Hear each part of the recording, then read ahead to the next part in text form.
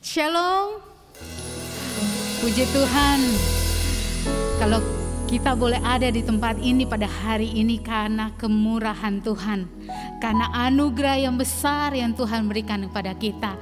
Puji Tuhan, kalau sampai dengan saat ini juga kita boleh sehat.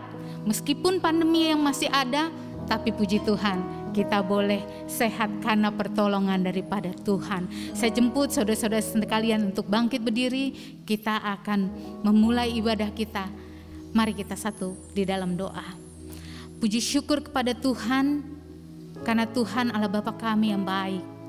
Terima kasih Tuhan, kalau pada pagi hari ini kami boleh ada karena kemurahan Tuhan.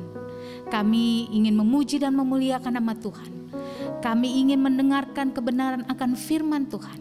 Biarlah Tuhan sendiri yang beracara di tengah-tengah kami. Dan Tuhan memberkati akan setiap kami. Baik kami yang melayani Tuhan pada hari ini. Baik yang membawakan firman Tuhan. Maupun kami yang mendengarkan, memuji dan memuliakan nama Tuhan. Kiranya Tuhan juga akan senantiasa memberkati kami. Terima kasih ya Bapa.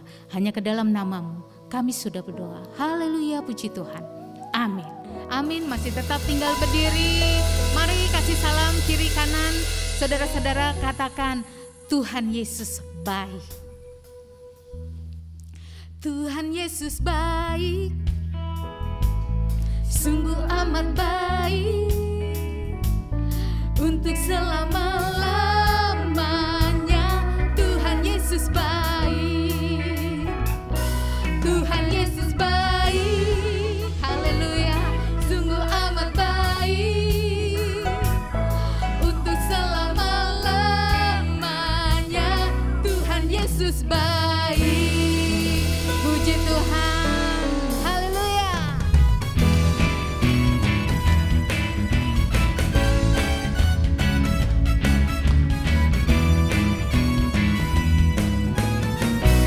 Mari katakan bersama. Tiada berkesudahan kasih setiamu Tuhan, selalu baru rahmat-Mu bagiku.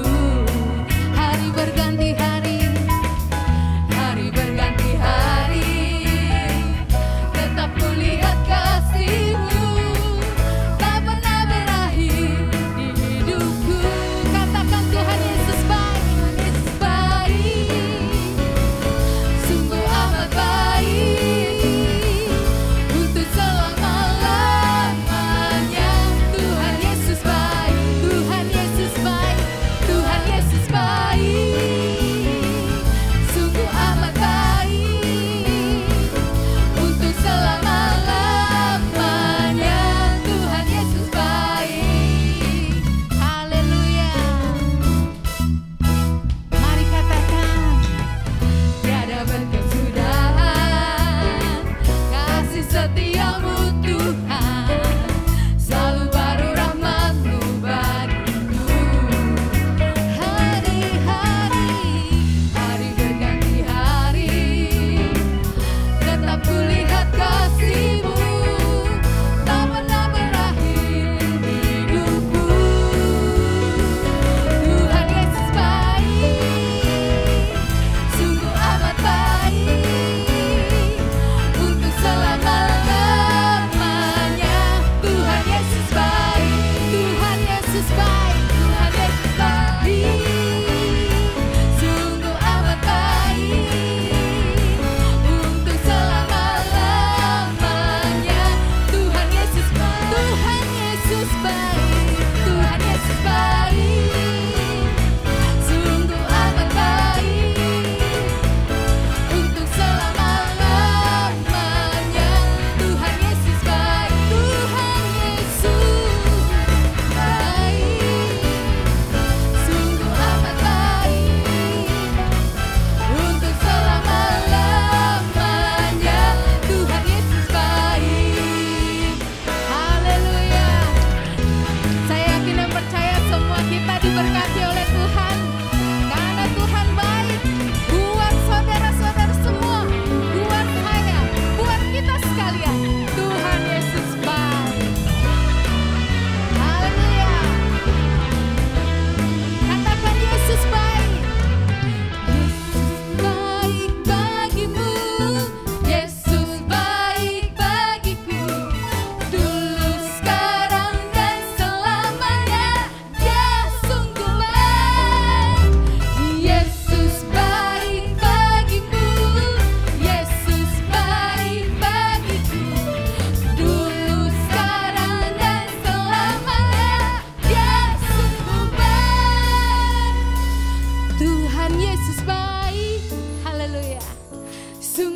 amat baik.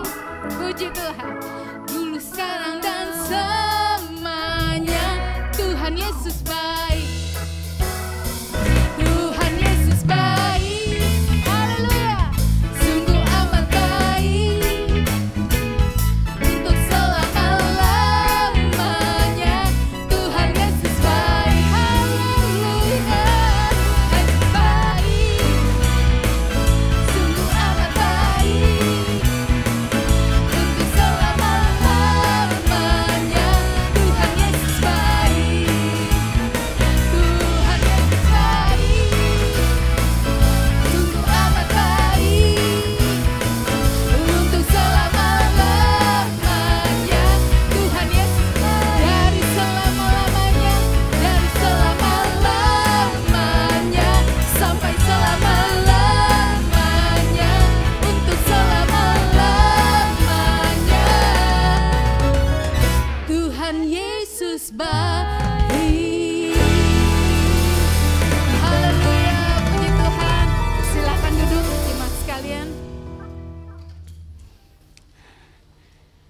Kita akan masuk ke hadirat Tuhan. Terima kasih Tuhan. Terima kasih karena Tuhan begitu baik. Terima kasih kalau kami boleh ada sampai dengan saat ini. Itu semua karena anugerah daripada Tuhan. Terima kasih Tuhan. Haleluya. Haleluya. Syukur bagimu Tuhan. Kiranya kita boleh siapkan hati kita, pikiran kita terfokus pada Tuhan. Kita akan mendengarkan sebagian firman Tuhan. Biarlah firman Tuhan ini boleh menjadi pegangan hidup kita. Karena Tuhan Yesus sendiri yang begitu baik. Terima kasih Tuhan. Terima kasih. Terima kasih. Haleluya. Yesus. Bukan karena kekuatan kami, bukan karena kekayaan kami, bukan karena fasilitas kami, tapi semua karena anugerah daripada Tuhan. Haleluya. Bukan karena kebaikanku, bukan karena fasilitasku, bukan karena kekayaanku, ku dipilih, ku dipanggilnya, bukan karena kecakapanku, bukan karena baik rupaku, bukan karena kelebihanku, ku dipanggil, ku dipakainya. Bila aku dapat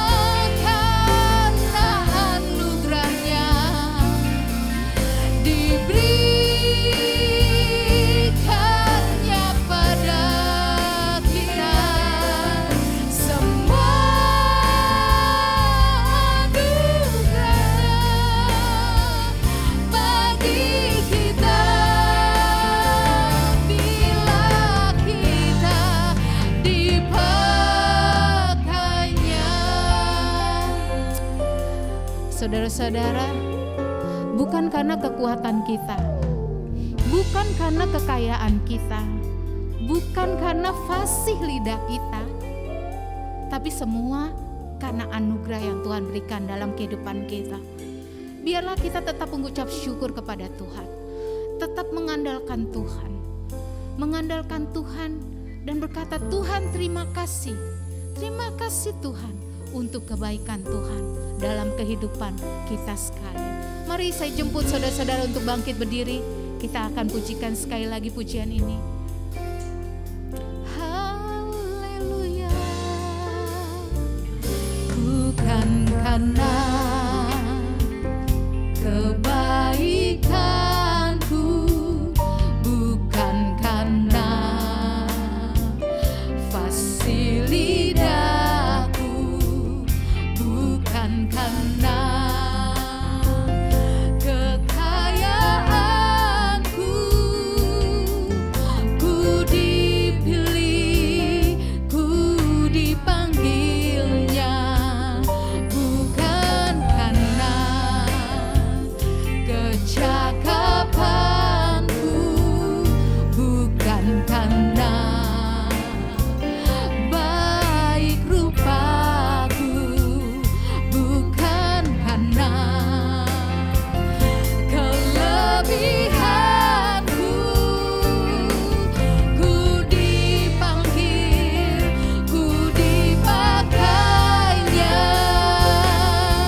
Bila aku dapat itu karenanya, bila aku punya semua daripadanya. Haleluya. Semua karena anugerahnya diberikannya pada kita. Semua anugerahnya bagi kita bila kita dipakainya. Semua karena anugerahnya diberikannya pada kita. Semua anugerahnya bagi kita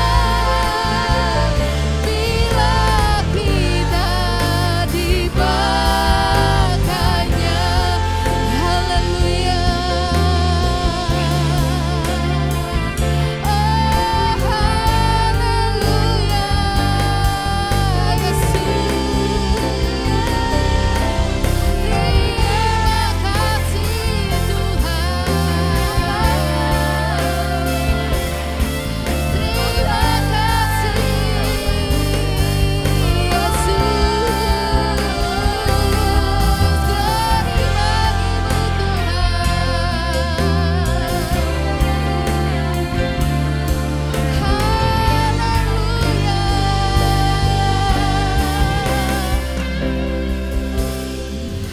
semua karena anugerahnya diberikannya pada kita. Semua anugerahnya bagi kita bila kita dipakainya. Bila kita dipakainya. Bila kita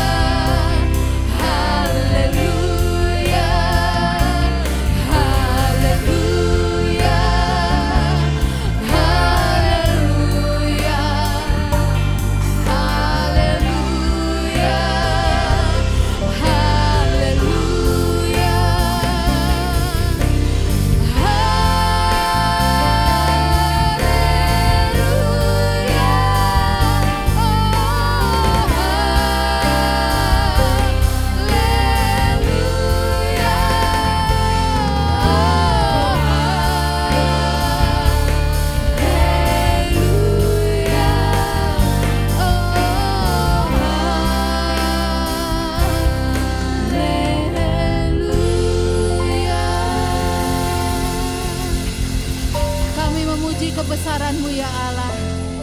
Kami memuji karena Engkau baik. Kami memuji karena begitu besar kebaikan Tuhan dalam kehidupan kami. Anugerah yang luar biasa Tuhan turunkan atas kami. Terima kasih Tuhan untuk puji-pujian yang sudah kami naikkan. Biarlah puji-pujian kami boleh menyenangkan hati Tuhan.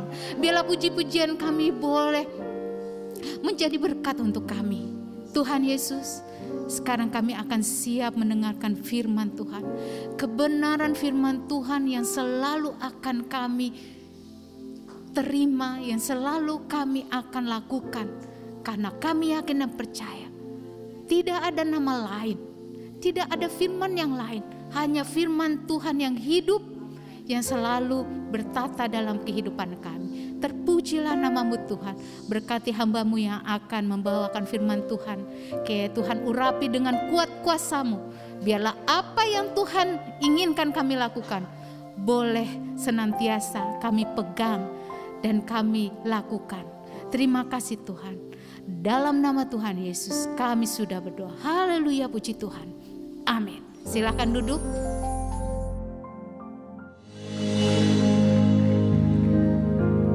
Besem haab wehaben werwa hakodes Elohe Ehad. Dalam nama Bapa, Putra dan Roh Kudus Tuhan yang Esa. Bapa di sorga, kami memuji dan mengucap syukur kepadamu atas segala kasih, karunia, anugerah, limpah rahmat dan berkat-Mu. Atas segala perkenanan Tuhan yang telah menyelamatkan hidup kami, yang sudah mengangkat kami menjadi anak-anak-Mu, sehingga kami dapat menghampiri tahta-Mu, menyapa Engkau ya Aba ya Bapa.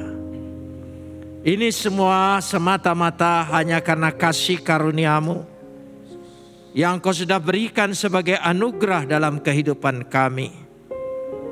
Karena itu kami ingin menaikkan ucapan syukur kami yang tak terhingga. Seraya senantiasa menyerahkan diri kami di hadapan Engkau. Sebab di dalam Engkau kami akan terpelihara dengan sempurna. Karena Engkau adalah pemelihara yang kekal. Saat ini di tengah-tengah persekutuan ibadah kami, hadirat Tuhan yang telah turun di tengah-tengah ibadah kami. Kami ingin merendahkan hati kami, menundukkan pikiran kami kepada otoritas kedaulatan firman-Mu. Karena firman-Mu itulah adalah sumber segala kebenaran. Dan janji-janji-Mu yang akan Kau berikan bagi kami untuk menjadi milik kami. Karena Roh-Mu itu sendiri yang akan mengerjakannya di tengah-tengah pewartaan ini. Terima kasih Bapa. Dalam nama Yesus kami berdoa. Amin. Silakan duduk. Shalom. Sore ini kita akan bersama-sama membaca firman Tuhan yang terambil dari kitab Nehemia. Pasal yang pertama, ayat 1 sampai ayat yang ke-6 kita akan membacanya. Nehemia pasal yang pertama ayat 1 sampai ayat 6. Kita akan membacanya saling sahut bersahutan. Saya akan awali ayat yang pertama, lalu jemaat menjawab ayat kedua, dan seterusnya saling ganti bergantian sampai tiba pada ayat yang ke-6. Riwayat Nehemia bin Hakhalia. Pada bulan Kislei tahun ke-20 ketika aku ada di Puri Susan. Ayat 2.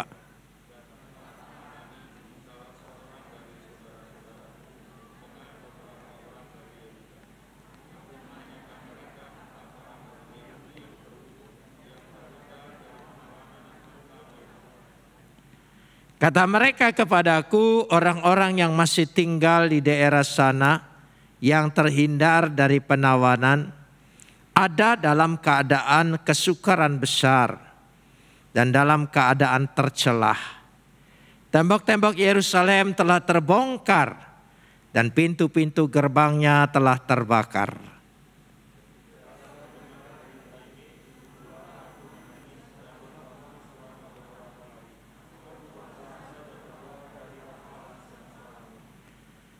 Kataku, ya Adonai Tuhan semesta langit, Tuhan yang maha besar dan dahsyat, yang berpegang pada perjanjian kasih setianya terhadap orang-orang yang kasih kepadanya dan tetap mengikuti perintah-perintahnya.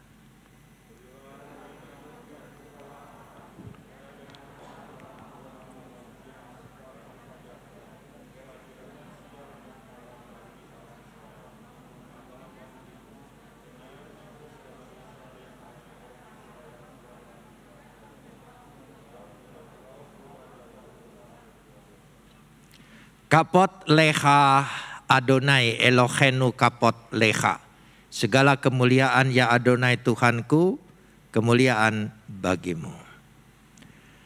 Saudara-saudara yang dikasihi Tuhan, saya ingin mengajak kita merefleksikan sejenak kisah Nehemia ini. Segala peristiwa yang terjadi bagi orang Israel pada waktu itu dengan keadaan kita sekarang. Kita sadari kita sudah melewati masa-masa sulit pandemi COVID-19 dari akhir 2019 sampai hari ini. Belum ada kepastian kapan ini berlalu. Tapi mungkin ini akan menjadi bagian dari hidup kita seperti virus-virus yang lain, sehingga kita dapat mengatasinya. Saya beriman dan berharap tahun ini adalah tahun di mana dipulihkan oleh Tuhan.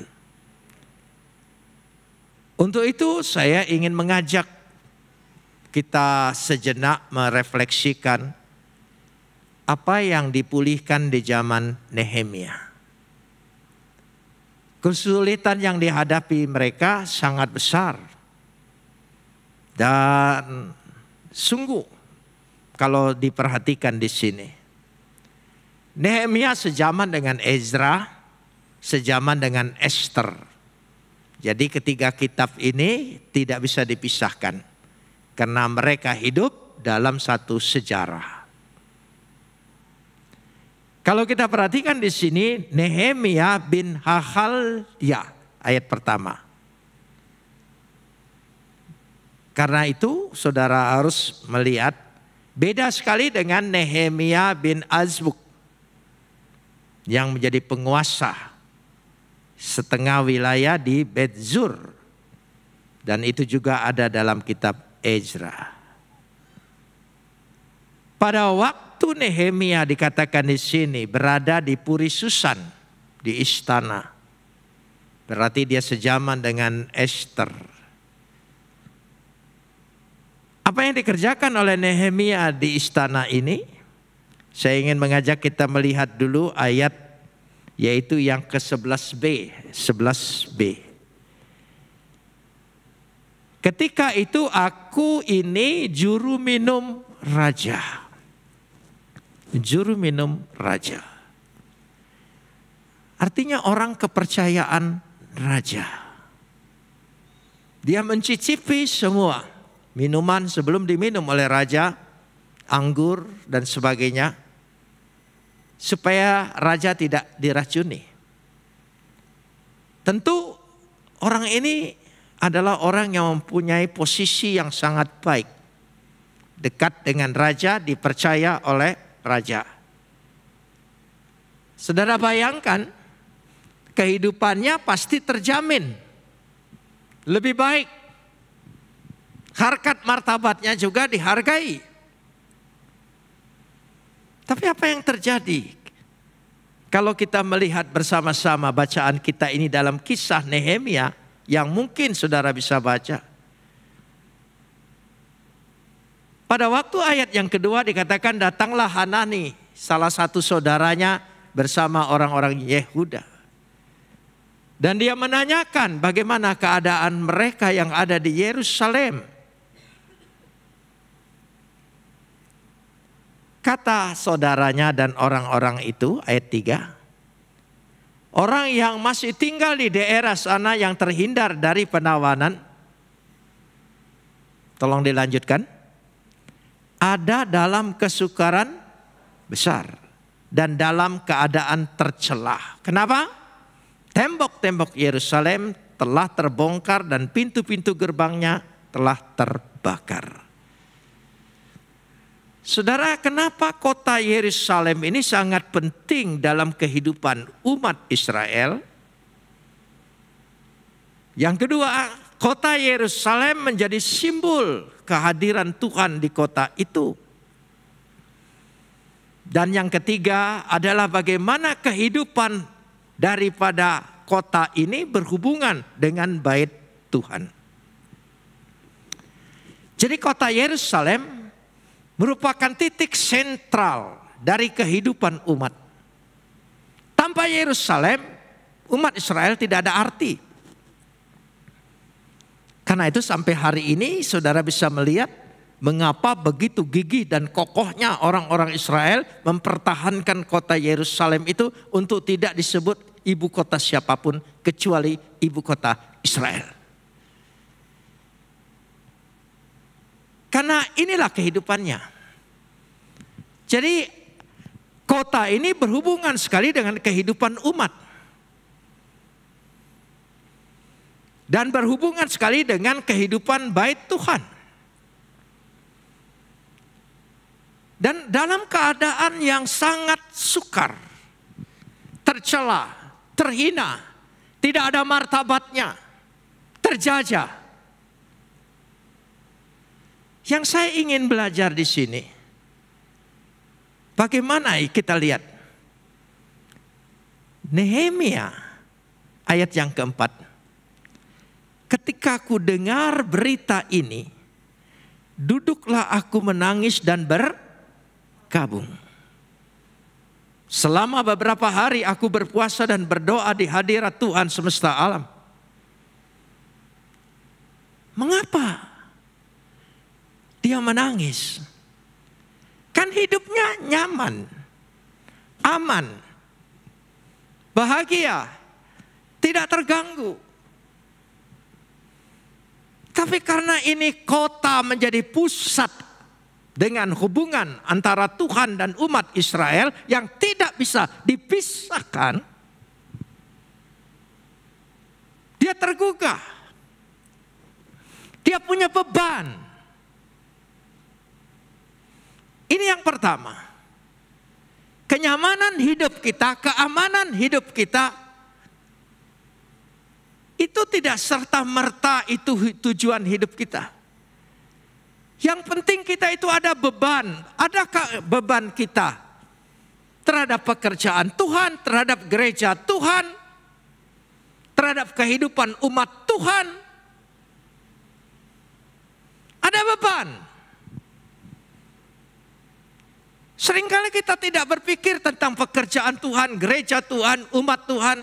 Yang penting pribadiku, keluargaku terjamin aman. Urusan gereja bukan urusan saya. Kalau Nehemia punya pendapat sama seperti kita, tidak akan pulih kota itu. Tidak akan dibangun kembali. Kalau kota Yerusalem yang runtuh, yang roboh, yang terhina dan tercela dapat dibangun kembali, saya percaya tahun ini Tuhan akan berikan kita dapat membangun hidup kita kembali. Karena kita sudah dilanda oleh kesusahan yang besar dengan pandemi ini. Bukan hanya kehidupan dan kebebasan pribadi kita, tapi juga kehidupan ekonomi usaha kita terganggu kan semua.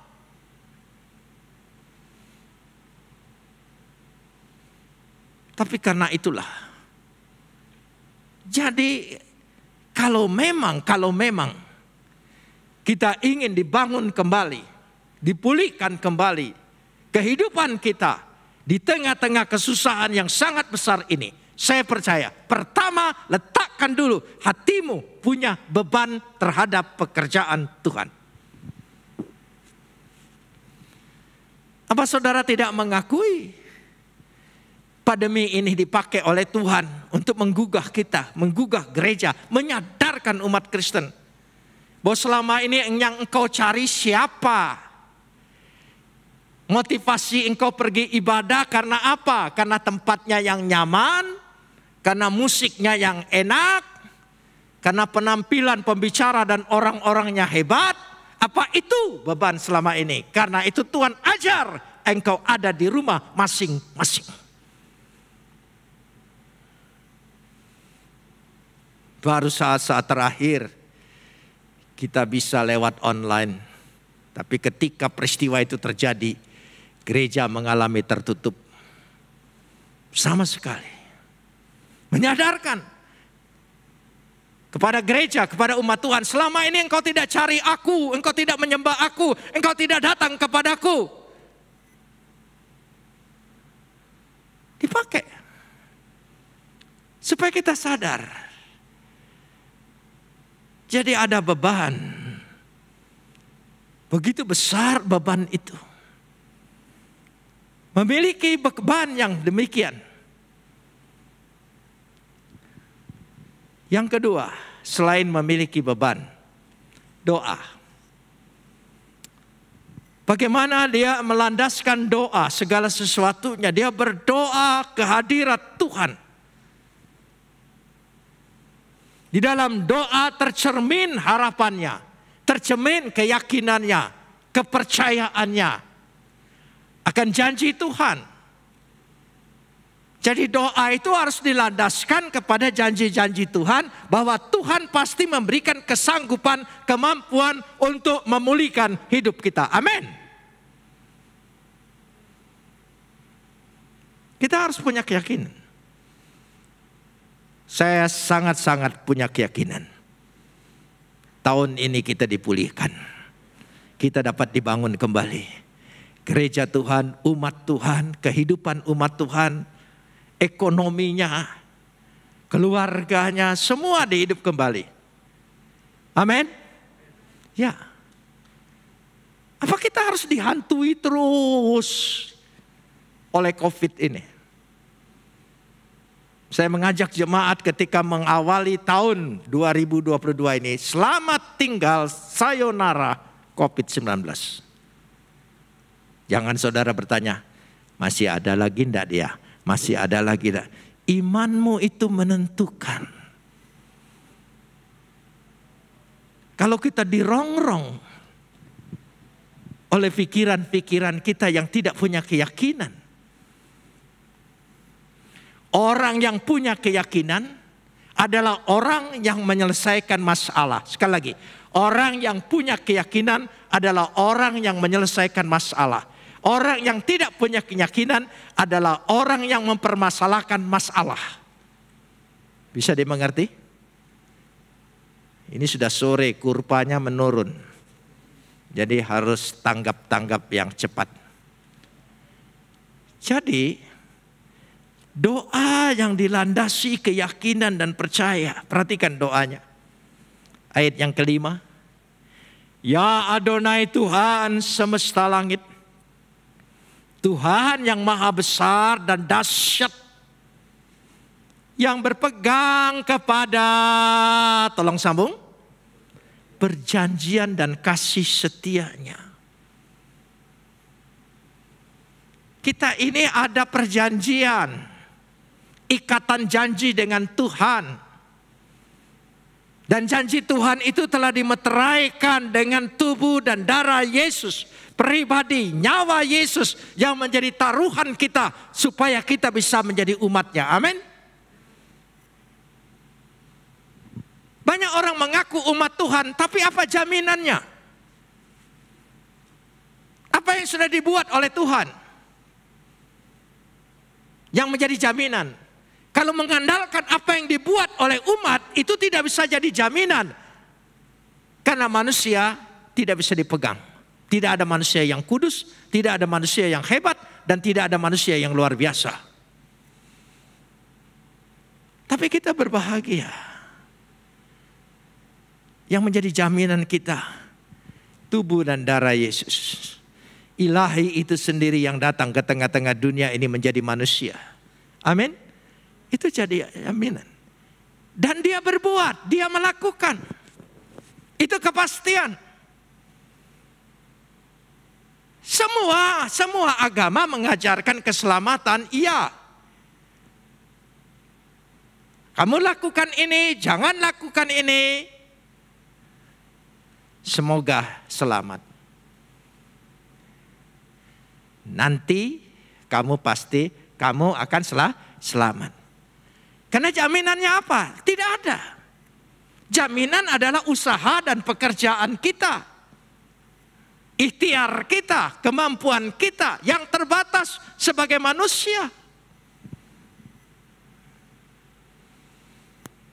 Ketika manusia jatuh dalam dosa,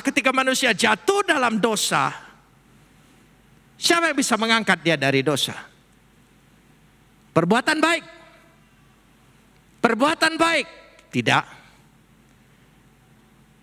Perbuatan baik itu bukan kebaikan manusia. Perbuatan baik adalah identitas manusia. Setiap manusia dilengkapi dengan perbuatan baik. Kalau manusia tidak melakukan perbuatan baik, maka dia tidak manusia. Jadi bukan hasil, identitas. Matahari bersinar dan mengeluarkan panas. Itu bukan kebaikan matahari. Memang itulah identitasnya matahari. Siapa yang tidak takut buaya? Apalagi dengan buaya darat. Pasti saudara lebih takut. Tapi heran, buaya yang rakus, yang makan apa saja, melahap apa saja. Ketika telurnya menetas, anak-anaknya dipelihara di mulutnya. Tidak ditelan oleh dia. Dipelihara, dijaga di mulutnya. Saudara berkata, itu buaya baik sekali ya, tidak makan anak-anaknya. Bukan, itu memang identitasnya induk buaya. Seharusnya dia begitu, bukan kebaikannya. Jadi ketika manusia jatuh dalam dosa, lalu dia melakukan perbuatan baik, mau mengangkat manusia itu dari dosa, tidak bisa. Karena itu tidak ada nilai apa-apa dalam diri manusia, bukan nilai tambah. Bagaimana manusia bisa melakukan? Kalau tidak ada pertolongan Tuhan. Dan yang menebus kita ini, yang menjadi korban bagi kita, supaya bisa kita dibebaskan dari dosa. Apa Tuhan tidak sanggup buat makhluk yang luar biasa? Makhluk yang wah. Coba bayangkan imajinasimu. Mungkin kepalanya 7, tangannya 12 atau wah pokoknya. Cakap, cantik, garang, bisa digambarkan di situ. Terus dia korbankan. Tuhan sanggup. Tapi tidak. Dia tidak ciptakan sesuatu makhluk atau benda apapun untuk menebus kita. Tapi yang datang di dalam dirinya sehakikat dengan dia, firman itu dikeluarkan menjadi manusia, dikorbankan buat menyelamatkan saya dan saudara. Amin. Itu karya yang terbesar. Karena itulah dari keyakinan kita ini, itu yang menyambung kita. Kita berdoa, kita mengimani. Jadi berdoa itu bukan sekedar meminta. Tapi percaya bahwa orang yang kita datangi, ya, pribadi yang kita datang ini memang betul-betul sanggup melakukannya. Kita berdoa itu bukan mengemis. Pak, kasihan Pak, belum makan Pak, kasihan Pak. Tidak mengemis. Kita punya hubungan dengan dia. Yakin dia Tuhan yang dahsyat dan hebat. yakin perjanjiannya kekal, yakin kasih setianya sudah dimeteraikan di dalam hidupku. Tadi pagi saya berbicara begini. Kalau hukum Taurat diberikan kepada Musa, hukum Taurat itu ditulis oleh jari Tuhan, di atas batu. Hebat tidak? Ditulis oleh jari Tuhan di atas batu, 2 loh batu diserahkan kepada Musa. Tapi perjanjian yang sekarang disebut Nehemia perjanjian baru, Tuhan tidak lagi menulis hukum itu di atas jarinya, tetapi Dia menuliskan dengan pribadinya, rohnya dituliskan dalam hati kita, akal budi kita, jiwa kita, dimeteraikan sehati. Makanlah tubuhku, minumlah darahku. Ini harus jadi keyakinan kita.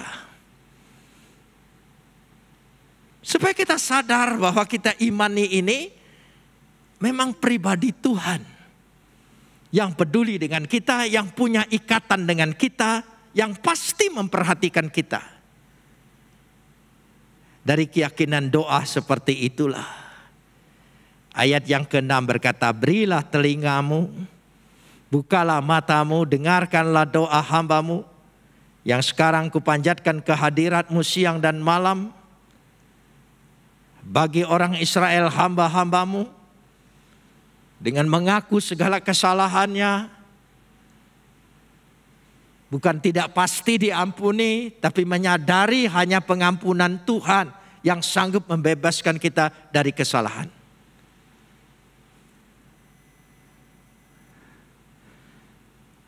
Kita lihat dulu.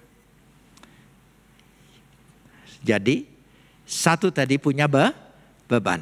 2 adalah doa yang dilandasi oleh keyakinan iman perjanjian Tuhan, kasih setia Tuhan, kekal, dan Tuhan pasti sanggup menolong kita. Amin.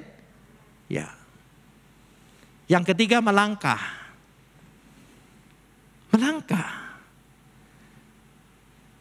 Nehemia sudah punya beban. Nehemia sudah berdoa. Nehemia pergi ke Yerusalem, melakukan untuk pembangunan restorasi kota itu kembali, mengerahkan seluruhnya.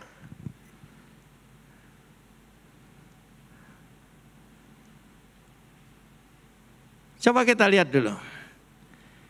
Ya, Nehemia 2 ayat yang ke-17. Nehemia 2 ayat yang ke-17. Berkatalah aku kepada mereka, kamu lihat kemalangan yang kita alami, yakni Yerusalem telah menjadi reruntuhan, pintu-pintu gerbangnya telah terbakar. Tolong sambung. Mari kita bangun kembali tembok Yerusalem supaya kita tidak lagi dicela. Artinya apa? Bukan fokus dengan hambatan, bukan fokus dengan halangan, bukan fokus dengan virus. Fokus untuk membangun kembali hidup kita. Amin. Fokus itu. Kita sudah melakukan usaha dan upaya manusia. Divaksinasi, pakai masker. Sehingga kita seperti Batman semua. Atau ninja. Sulit dikenal oleh orang satu dengan yang lain. Tapi bukan itu. Bagaimana kami usaha, bagaimana kami membangun kembali. Masih ada hambatan ini, halangan ini. Tidak. Nehemia tidak berpikir demikian. Tetapi dia berkata di sini ayat yang ke-17, mari kita bangun kembali tembok Yerusalem. Kita bangun. Inilah yang saya sebut melangkah. Ada keberanian melangkah. Iman, doa. Kalau tidak ada keberanian melangkah, maka kita menjadi sia-sia. Mulailah tata hidupmu, usahamu melangkah. Amin. Saya percaya paling lambat April tahun ini Tuhan pasti pulihkan kita. Amin. Saya bukan bernubuat. Saya tidak bernubuat karena saya bukan nabi.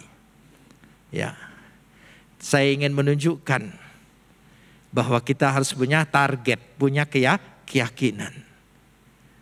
Kita tidak boleh mengalami hal yang seperti ini dan menerima. Kita harus membangun kembali.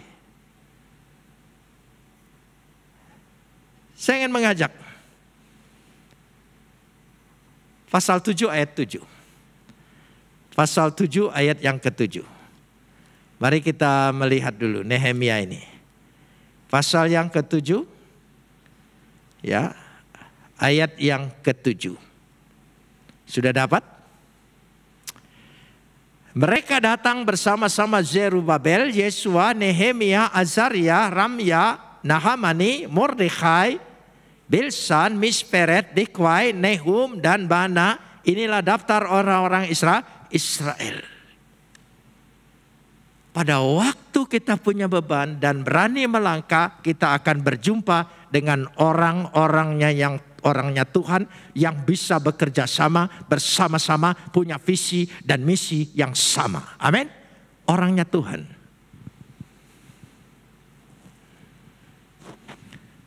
Saya ingin kasih contoh tentang orangnya Tuhan. Di mana-mana itu ada orangnya Tuhan.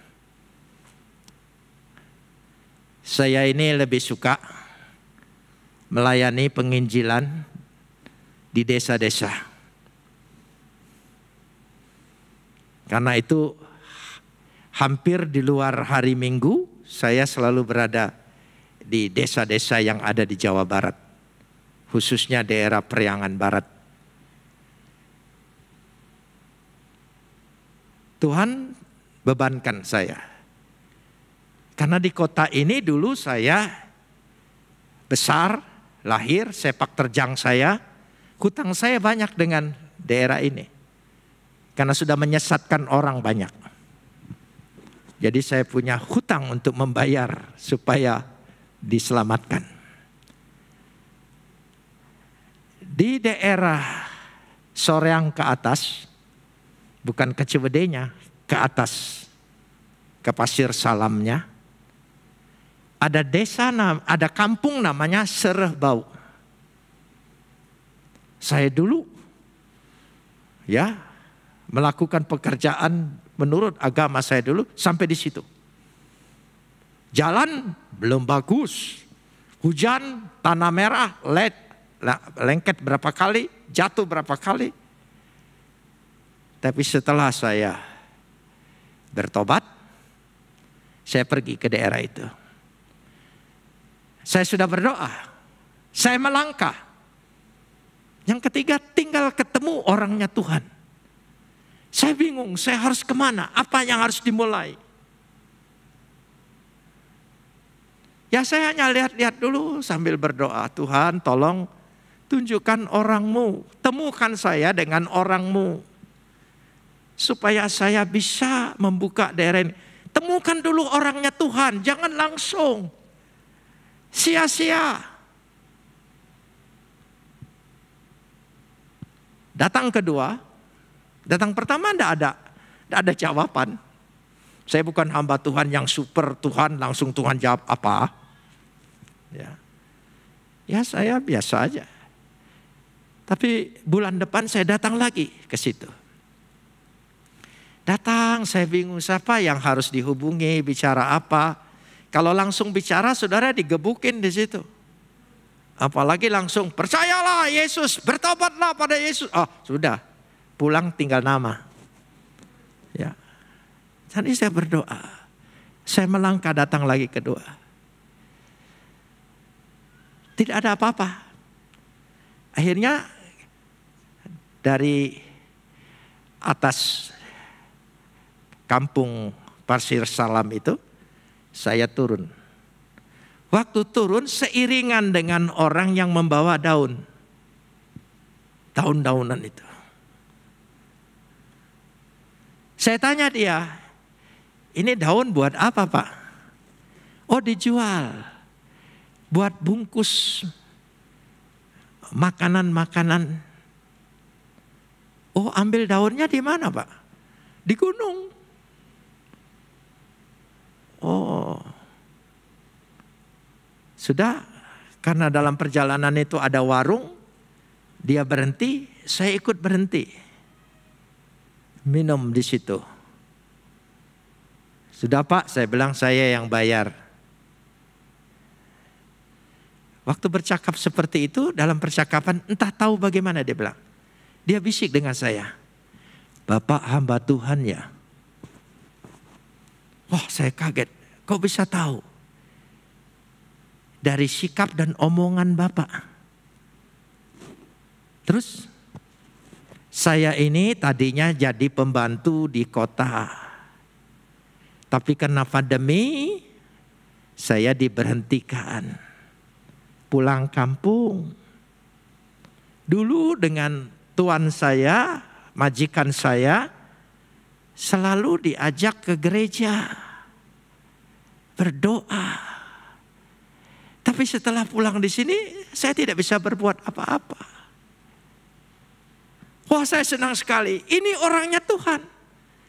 Dari sejak itu saya selalu mengunjungi dia di tempat dia. Dari situ melebar. Dan dia orang situ. Dia pasti bisa kenal dan bawa orang lain. Itu orangnya Tuhan.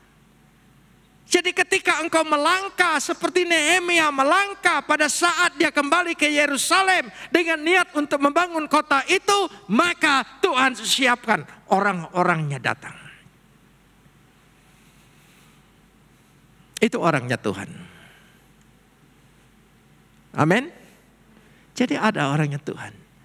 Jadi nanti ada orangnya Tuhan untuk membangun hidupmu bersama-sama. Membangun usahamu, membangun ekonomimu. Amin. Ada orangnya Tuhan.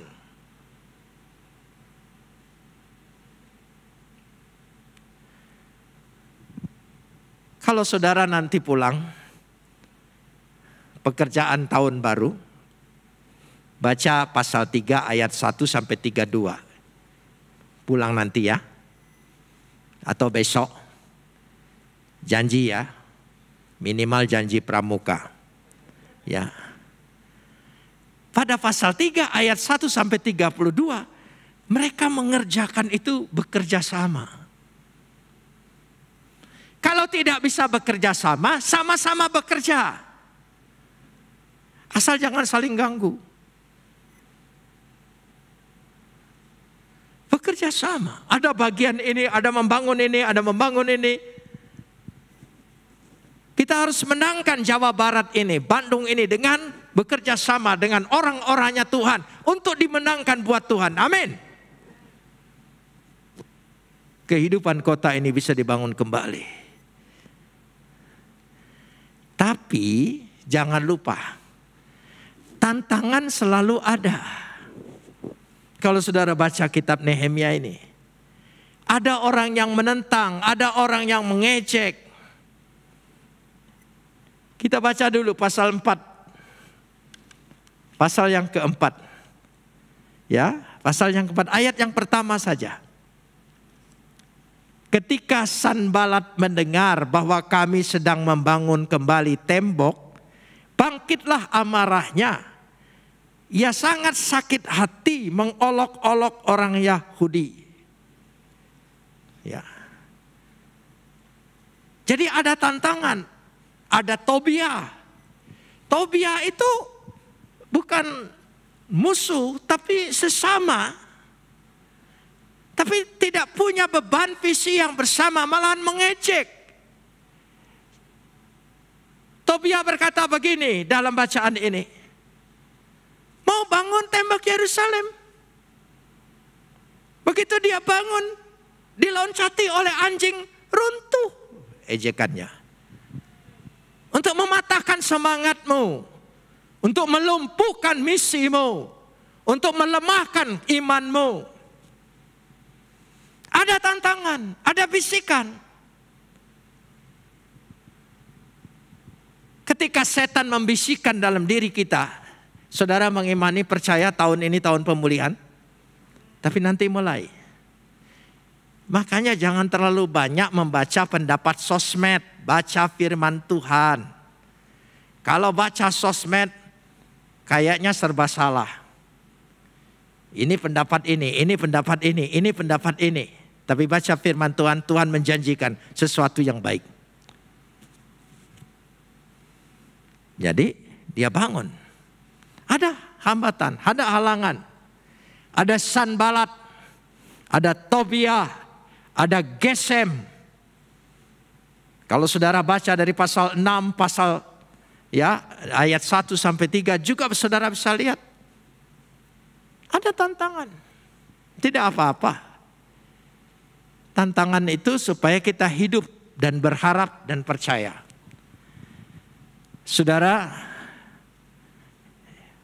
ini ada cerita begini. Di New York itu ada restoran yang sangat terkenal. Karena dia bisa menyajikan ikan kod yang segar. Enak, mahal. Ikan ini tidak ada di perairan New Jersey atau New York. Dia ada di Miami.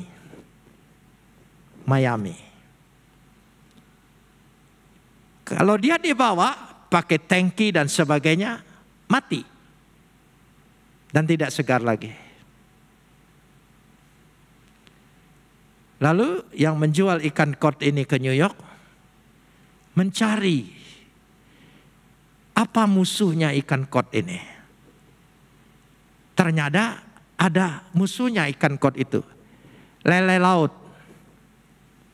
Lele laut itu selalu mengejar ikan kod. Jadi sementara di tangki dia dibawa dari Miami ke New York, disatukan dengan musuhnya. Musuhnya mengejar, dia lari, dia cari, wah. Sehingga ikan ini tetap segar, hidup karena ada musuh. Jadi kalau ada musuhmu, ada tantanganmu, itu bersyukur. Engkau lebih semangat lagi, bukan patah hati. Bukan berkata bagaimana ini Tuhan, kenapa harus begini? Saya ingin mulus-mulus saja. Tuhan kasih itu supaya kita, dinamika kita, semangat kita.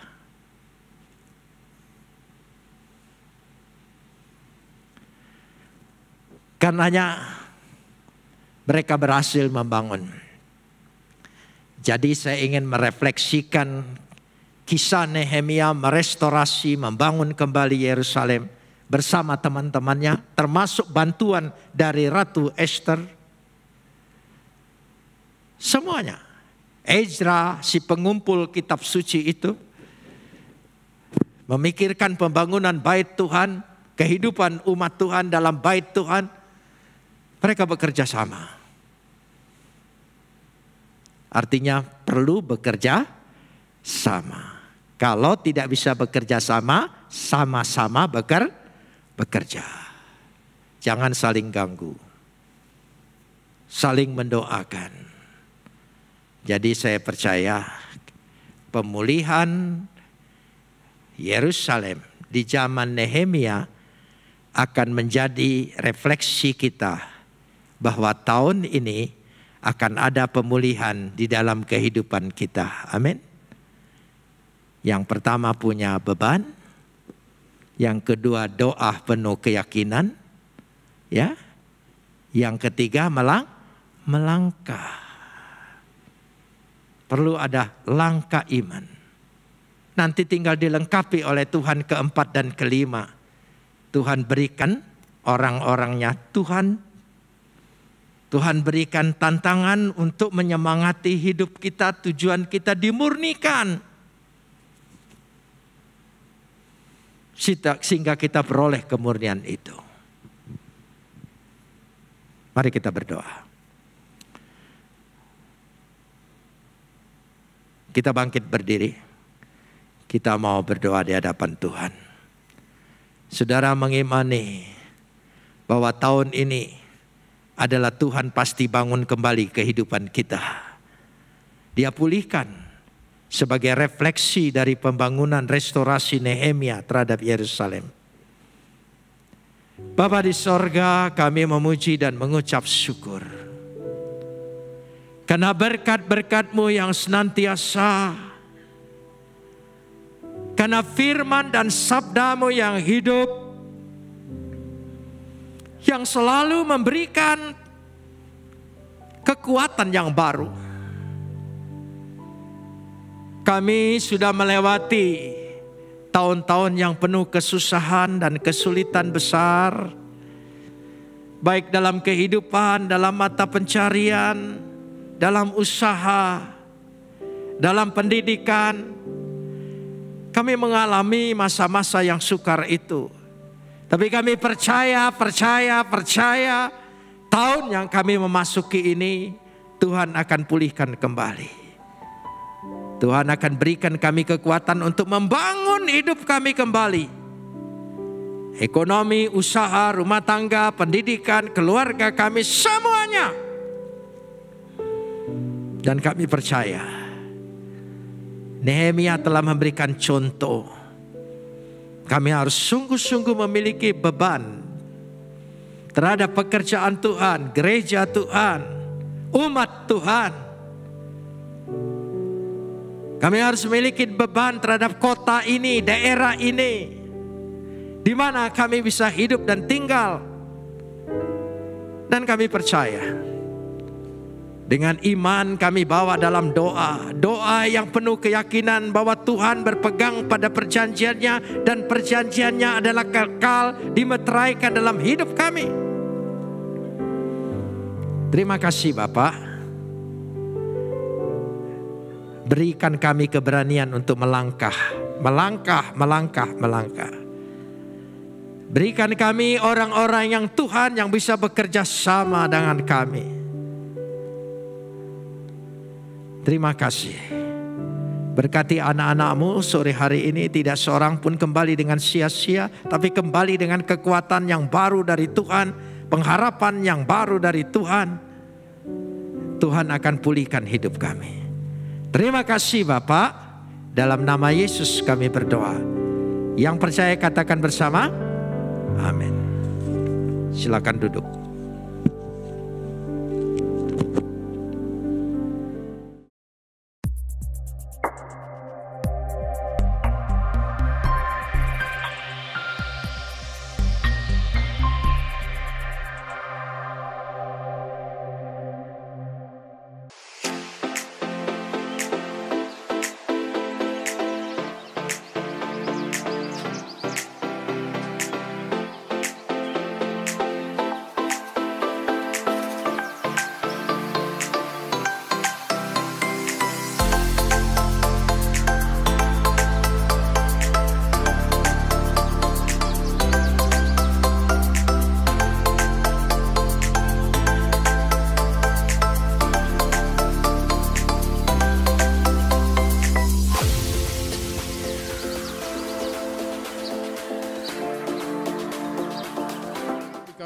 Sidang jemaat, mari angkat kedua tanganmu, siapkan hati dan terimalah berkat dari Tuhan. Tuhan memberkati rumah tanggamu, Tuhan memberkati pekerjaanmu, Tuhan memberkati keuanganmu, Tuhan memberkati kesehatanmu. Sekarang pulanglah, terimalah berkat daripada Allah Bapa, cinta kasih dalam Tuhan Yesus Kristus, serta melalui persekutuan yang indah dalam kuat kuasa Roh Kudus, tinggal tetap menyertai kita mulai siang hari ini sampai Maranatha. Yesus Kristus datang pada kali yang kedua, menjemput kita di awan-awan yang permai. Yang percaya dan sudah diberkati Tuhan, mari katakan bersama, amin.